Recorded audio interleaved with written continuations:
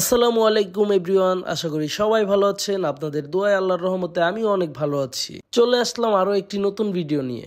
আজকে আমি যাচ্ছি একটি ধারাবাহিক নাটকের প্রিমিয়ার শোতে।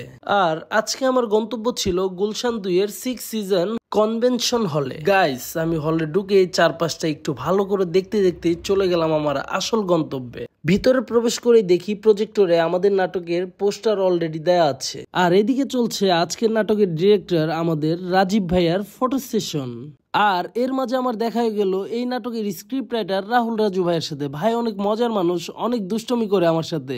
ভাই বলল, শান্ত, তোমার সাথে আমি একটা ছবি তুলি, তারপর আমি ভাইরাল হয়ে যাই। আমি বললাম, ভাই এটা কোনো কথা বললেন? গাইস, আপনারাই বলুন, এই দুষ্টামি কি মানা যায়? এরপর মনে হলো আমি একটু হাঁপিয়ে গেছি, তাই একটু বসে পানি খাচ্ছি। গাইস, আপনারা অন্য কিছু মনে করবেন না, অন্য কিছু খেলেও আমি আপনাদের দেখিয়ে খাবো না। আর পানিটা খাওয়ার পরে গাইস এত ঠান্ডা লাগছে, দেখছেন আমার অবস্থা। যাই হোক, একটু দুষ্টামি করলাম, আপনারা অন্য কিছু মনে করবেন না। দুষ্টামি তো করতেই পারি, তাই না গাইস? যাই হোক, যেহেতু এটা একটা প্রিমিয়ার শো ছিল, এখানে অনেক কিছুর আয়োজন ছিল, গান, নাচ, খাওয়া দাওয়া সবকিছুর। আমিও তাদের তালে তালে গান গাচ্ছিলাম গুনগুন করে।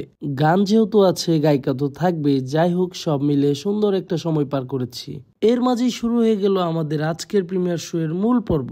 ডিরেক্টর, আর্টিস্ট সবাই তাদের নিজস্ব মন্তব্য জানাচ্ছিলেন। আমাদের এই ধারাবাহিকের সবচেয়ে সিনিয়র আর্টিস্ট শহীদুজ্জামান সেলিম ভাই।